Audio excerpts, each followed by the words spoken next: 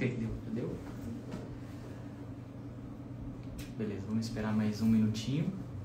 Daqui a pouquinho vai aparecer. Mais 2 minutinhos.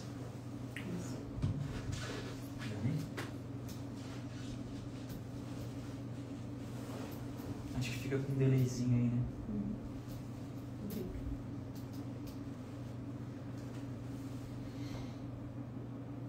minutinho só. 2. Pra ver se entra alguém. Se não entrar, ele começa igual. Agora que eu te larguei o celular aí. Ó, caraca.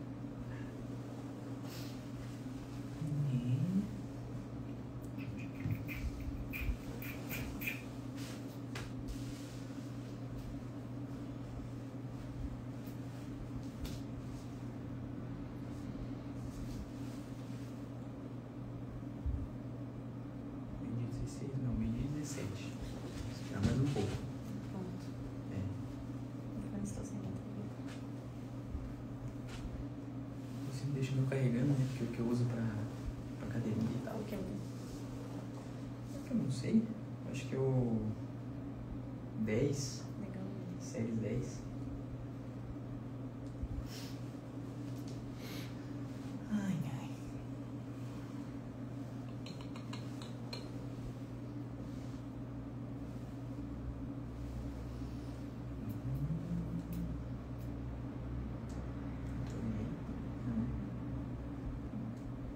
Engraçado.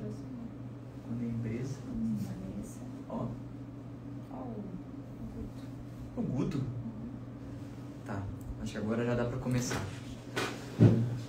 Povo, bom dia. Meu nome... Vou me apresentar rapidinho, né? Apesar que eu acho que todo mundo já me conhece. Meu nome é Brian, tô aqui com o Rafael e a Jaque. O povo que já está acostumado a trabalhar com a gente, nossos clientes, nossos síndicos, parceiros, já nos conhecem aqui. O motivo da live de hoje, na verdade, vai ser mais para ter um bate-papo, algo rápido, só para trazer uma situação que ficou muito recorrente, né? A gente tem notado aí, né, Jaque? Com relação às assembleias. A gente tem aquela questão da sessão permanente, né? Que ela nada mais é do que uma possibilidade que veio com a alteração do Código Civil, né? Que fala justamente da nova possibilidade que se tem agora em poder transformar um assunto da pauta em específico, de uma determinada assembleia, em, como o nome diz, sessão permanente. Mas aí vou deixar para entrar em mais detalhes daqui a pouquinho, é só para introduzir mesmo e dizer que o assunto de hoje vai ser isso. E aí, lógico, nada melhor do que esses dois aqui para poder falar um pouco aí desse assunto, né não? É isso aí. A Lei 14.309 de 2022, ela trouxe a possibilidade de fazer uma assembleia em sessão permanente. Para que isso? Isso nada mais é do que trazer uma possibilidade de aumentar o quórum de uma assembleia. Que existem quóruns muito difíceis de ser alcançado. Por exemplo, 2/3, que para uma alteração de convenção, ou uma unanimidade, que é uma alteração de fachada, 100%, então, né? que é 100% dos condôminos. Vamos imaginar que um prédio que tem 100 apartamentos precisa comparecer em uma assembleia 2/3, ou seja, 66,66%. Isso. Numa assembleia única, é impossível. Mesmo buscando procurações, mesmo fazendo uma assembleia de forma virtual ou híbrida, para tentar buscar o quórum, ainda assim é difícil. Então, assim, a Lei 14.309 trouxe essa possibilidade de que inicie uma assembleia, debata o tema, né, traga à luz e diga assim, é isso que a gente vai fazer, e busca-se o quórum em sessões sequenciais. Então, basicamente é isso. Agora a gente pode trazer algumas dúvidas e perguntas do pessoal ali, já que até a gente tem algumas perguntas. Temos aqui uma pergunta. Posso tratar qualquer assunto em uma assembleia permanente? Boa pergunta. Começando bom. Essa pergunta assim, acontece de ter pessoas querendo fazer a modalidade ramificar, e isso não é permitido. A lei traz isso apenas para obtenção de quórum. Então eu não posso deixar um síndico em aberto até uma nova assembleia e buscar quórum, porque não tem necessidade disso. O síndico nada mais é uma pessoa que vai ser eleita com a maioria simples dos presentes. Então, a permissão na lei é para que seja quórums específicos. Maioria simples, não tem necessidade. Então, não tem como tratar em assuntos específicos, apenas em quórums especiais. Tá? Boa. Outra dúvida que a gente vê surgiu bastante, né, nessas últimas assembleias permanentes que a gente teve, a pessoa pergunta: eu votei agora, eu sou obrigada a votar novamente na outra sessão ou meu voto fica válido, né? Show, ótima pergunta também, Jaque. Assim, ó, quando você você participou da primeira assembleia, o presidente vai colocar em votação a continuidade dessa sessão. A maioria dos presentes votando já aprova, tá? Então não precisa ter um quórum nessa assembleia. Tem 10 pessoas, 6 votaram favoráveis, continua. Eu votei favorável, então na próxima assembleia eu não sou obrigado a ir. É convocado os ausentes. Então os ausentes vão para participar e votam. Ah, mas eu votei favorável e não, eu quero votar contra. Você entra numa próxima sessão e muda seu voto. Aconteceu num condomínio nosso que a gente tinha uma mudança de destinação, então o quórum era de 2/3.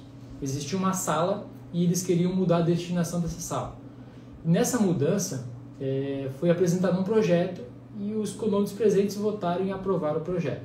Foi-se para a nova sessão e nessa nova sessão alguns moradores não concordaram com o projeto e deu essa discussão no condomínio e os que estiveram votando favorável na primeira sessão também entraram para ver como é que ficaria e eles mudaram o voto, então não foi para frente porque o projeto ficava inviável. Então já aconteceu de ter pessoas mudando o seu voto e é bem tranquilo. Então até a assembleia ser encerrada, que é o prazo de 90 dias, pode mudar seu voto numa próxima sessão. Outra dúvida bem recorrente aqui é se não atingir, nesses 90 dias que se estendeu, tiveram várias assembleias e ainda assim não atingiu o quórum. Perfeito. O prazo é esse 90 dias. Chegou 90 dias, não obteve o quórum, tem que cancelar tudo e começar novamente. Quando que começa o quórum? Na primeira assembleia. Começa a se contar a partir da primeira assembleia que transformou em sessão permanente e vai computando até chegar os 90 dias. E aí até tem uma dúvida que me veio aqui agora, mas por exemplo, aí iniciou essa questão da votação, virou sessão permanente, né? Quantas assembleias eu posso fazer nesse período? Porque às vezes perguntam, né? Sim, isso é uma pergunta bem interessante. A gente tem que estar na primeira assembleia já designando a próxima. Então é uma situação que a lei exige. Então assim, a convenção ela determina o prazo de convocação. Prazo mínimo. Eu não posso ir contra a convenção, então eu tenho que seguir, se é 10 dias, a cada 10 dias eu posso fazer a assembleia. O que o condomínio normalmente faz? Dá um prazo um pouco maior para a primeira, de 30 dias, não pode ser superior a 60, então 30 dias para que o pessoal busque procurações, converse com os condôminos, vendam a ideia, porque uma assembleia muito bem planejada da primeira é possível continuar até o final. Depois disso não tem como ter alteração. Vou dar um outro exemplo. Uma alteração de convenção, que é algo difícil de mudar, é algo rígido. Então, traz para uma sessão permanente, a gente já fez várias assembleias que conseguiu a obtenção. Só que depois que o texto da convenção está pronto, eu não consigo ficar mudando. Então, assim, o condomínio, eu queria sugerir que o horário do salão de festa seja Y. Não tem mais como. Por quê? A primeira assembleia foi com esse texto, os condôminos já votaram com esse texto e eu não tenho como voltar atrás, entendeu? Então, só para esclarecer novamente, é para obtenção de quórum, não se muda mais nada. Não muda nem a pauta. Não muda nem a pauta. Não altera pauta, texto, nada. Não só nada. Contabiliza o voto. Só contabilizar votos. Então, até se fosse até indo um pouco mais além nesse mesmo exemplo, se porventura numa segunda assembleia discutindo esse item, por algum motivo no meio da discussão se resolveu mudar o texto, aí teria que se encerrar aquela sessão permanente, agendar uma nova assembleia alterando o item da pauta, para daí sim se discutir de novo o assunto, né? Considera-se todos os votos já computados. Exatamente. Porque não tem sentido um condomínio ver o texto, votar e depois alguém na frente mudar. Entendeu? Ele perde-se os votos anteriores. Sim. Um outro exemplo que é bem legal que a gente participou de um condomínio é que eles tinham uma área lá que era uma área pouco utilizada e quiseram instalar um mini mercado, que é muito comum em condomínio, é uma tendência que cada vez vem aumentando, dá uma comodidade dos moradores. e uma salinha que não era utilizada, mas é uma mudança de destinação. Existia lá um vestiário e ia deixar de existir, ia ser uma conveniência, né? Um mercadinho. Passou-se pela primeira assembleia, lá o condomínio são com 100 apartamentos, então precisa de 66,66%. Tinham 10 pessoas na primeira assembleia. O presidente colocou em votação, tornou ela em caráter permanente para 15 dias após, via aplicativo, ou seja, 100% virtual, aplicativo da Uptime Condomínios. Foi colocado lá os materiais, explicando toda a estrutura de como funcionaria o mercadinho, os benefícios, o edital, as dúvidas, foram deixado tudo um videozinho esclarecendo. E os condôminos, no dia e local ali, no horário ali, acessaram o aplicativo, viram o material, fizeram a votação e obteve o quórum. Então, assim, foi fácil para os moradores, que eles tiveram das 8 da manhã às 5h30 da tarde nesse dia acessar a qualquer momento, analisar o material. Se tivesse alguma dúvida, ele podia escrever, o pessoal da gestão ia respondendo e votavam. Então, conseguiu-se o quórum em 2 assembleias. Na primeira e depois, posteriormente, via aplicativo 100% digital. Então, é uma possibilidade bem legal. Mas, lembrando que é importante que a assembleia a primeira seja muito bem elaborada. Seja buscado todos os pontos que poderiam ser alterados já na primeira. Né? Tirar todas as dúvidas, porque depois disso não tem mais como mudar. Boa. Alguma dúvida? Mais alguma pergunta aí Tem uma pergunta na live? aqui. Ela encaixa um pouquinho, mas também ela foge, mas a gente vai dar uma explicadinha. Como é vista a gestão do síndico quando ele faz muita assembleia, seja permanente ou não? Maravilha.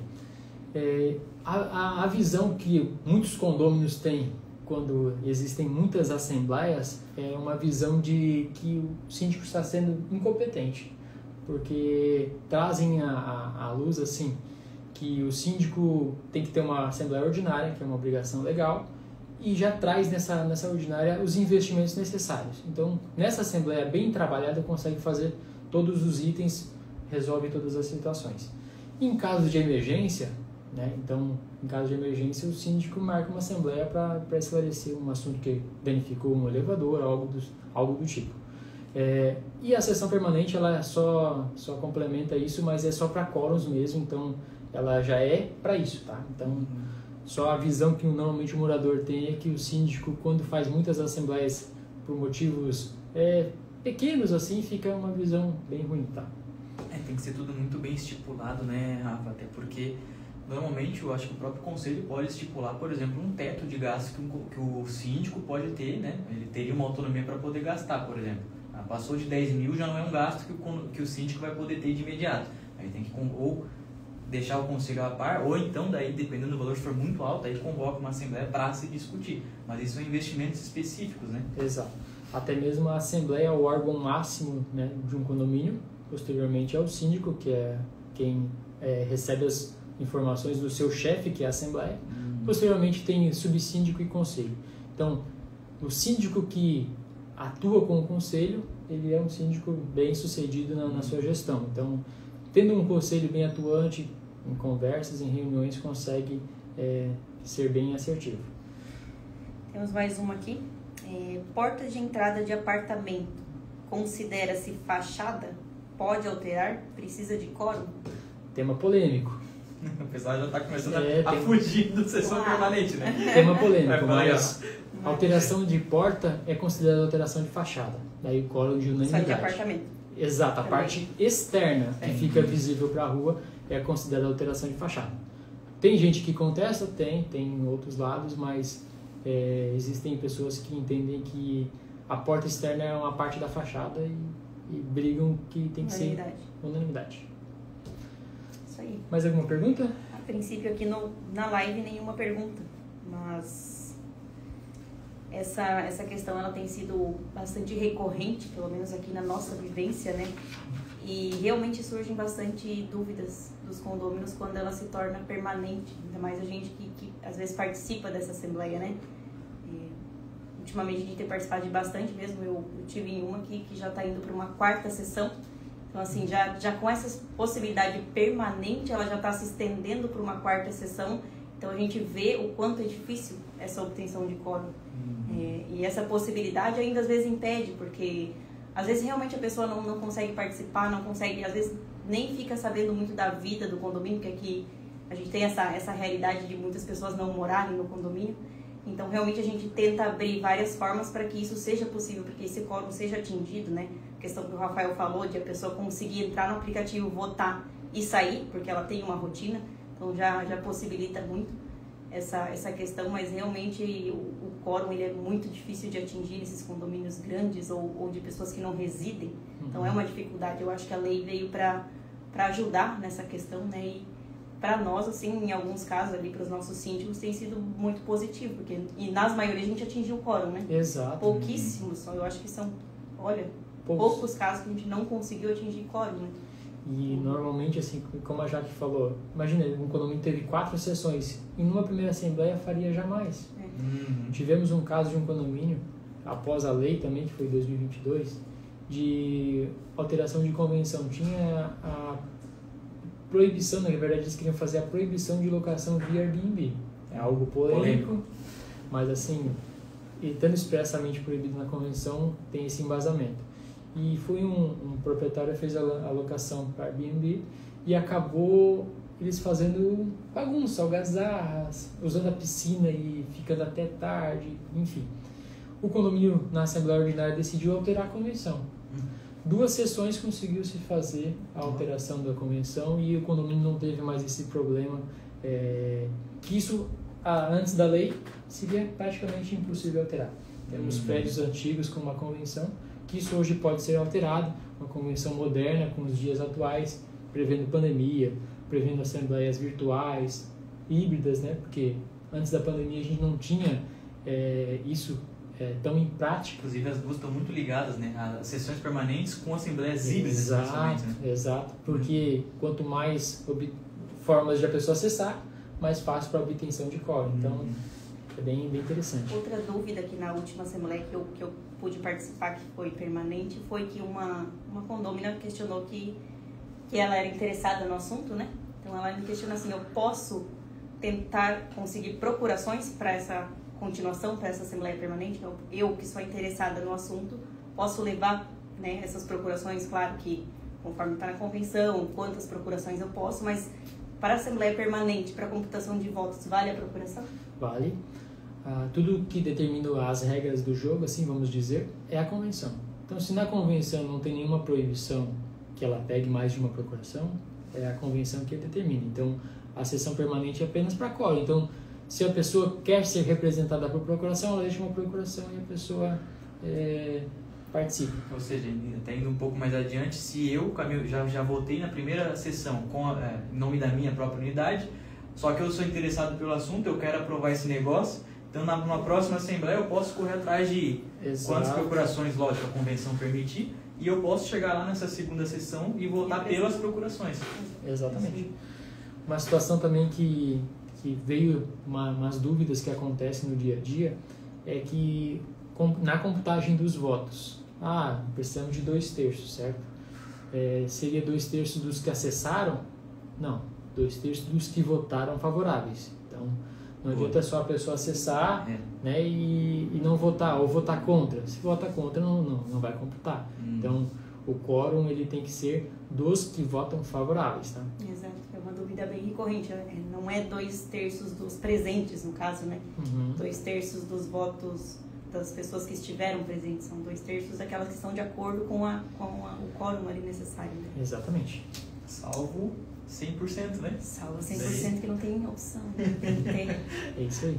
Até os inadimplentes vão ter que votar para conseguir a obtenção do quórum. Exato. É isso? Da nossa parte aqui não mais temos alguma dúvida, não? Nenhum questionamento, não. Tá bom, acho que deu para dar uma palhinha, né, do que é essas sessões permanentes. Até me ocorreu agora uma situação que foi um caso que a gente teve aí recente, né, que às vezes ocorre de ter uma assembleia onde se discute vários itens de investimentos.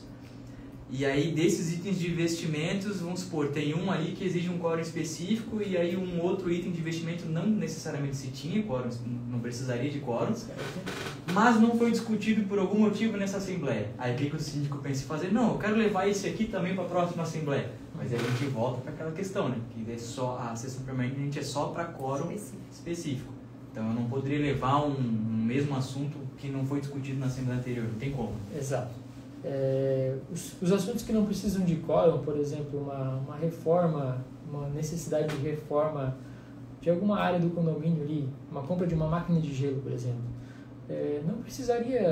Maioria simples. Tem 10 pessoas, 6 votantes favoráveis ali, aprova. Para quórums, daí a gente transforma ela em sessão permanente para buscar o quórum. Então... Surgiu uma perguntinha aqui. Sim. Para ter uma assembleia híbrida, precisa constar essa opção no estatuto, né? Convenção do condomínio? Boa pergunta. Legal. Quando a convenção é nova, dos novos empreendimentos que a gente faz a entrega, a gente já prevê isso na convenção. Quando a convenção é antiga, ela precisa ser analisada. Só que, assim, muitas convenções antigas, elas não tinham nem a ideia que isso ocorreria. Então, a gente trabalha na seguinte situação. Se não tem nada que seja contra, é possível, desde que o edital seja bem elaborado, né, com toda a forma de como o condomínio vai acessar, as instruções de acesso, então não tem problema. É claro, cada caso é um caso, tem que ser feito um estudo para cada condomínio, análise de cada convenção. Mas assim... É interessante que os novos já colocam. Claro, os novos empreendimentos já vêm com isso, assim, principalmente os que são feitos aqui pela Uptime, nosso jurídico, então já sai com essa situação. 99% dos prédios que eu já olhei a convenção não tem proibição do formato virtual. Eles não falam nada. Se não fala nada, não proíbe. Então, se não proíbe, é aceito e fica tranquilo para o condomínio fazer. Pós-pandemia, muitos condomínios adotaram 100% virtual. Por exemplo, estamos em Balneário Camboriú, muitos condomínios não vivem aqui, eles vêm final de semana. E a assembleia, normalmente, quando tem final de semana, eles não querem estar numa assembleia num sábado de sol, né, numa praia. Eles querem aproveitar, eles querem passear pela cidade. Então, hoje existe a possibilidade de, durante a semana, numa terça, quarta-feira, marca uma assembleia virtual, aonde o condomínio estiver, pode ser fora do Brasil, que ele consegue participar, dar o seu direito de voto, fazer sua opinião, ver como é que está o condomínio, como é que está a obra, como é que estão as contas do condomínio. Facilita para todos, né? Então, é algo muito interessante que aconteceu pós-pandemia e muitos condomínios aderiram a essa modalidade. Fechou? Mais alguma? Não? Da live não. Então eu acho que era isso, né? A ideia realmente aqui era só passar um pouquinho, um panorama básico aqui do que a gente tem experienciado aí com relação a essas sessões permanentes. É lógico que qualquer coisa, qualquer dúvida dos nossos clientes podem muito bem vir aqui trocar uma ideia conosco, né? Tomar um cafezinho. Claro. Mas também qualquer questionamento, né? Enfim, pelo nosso Instagram, nosso WhatsApp, nosso e-mail, nossas redes sociais. E a gente vai estar respondendo aí conforme surgir a dúvida. É isso aí. Pessoal, precisando de alguma coisa, conte com a Uptime. Tchau, tchau. Até mais. Boa. Tchau. Valeu, gente. Bom dia.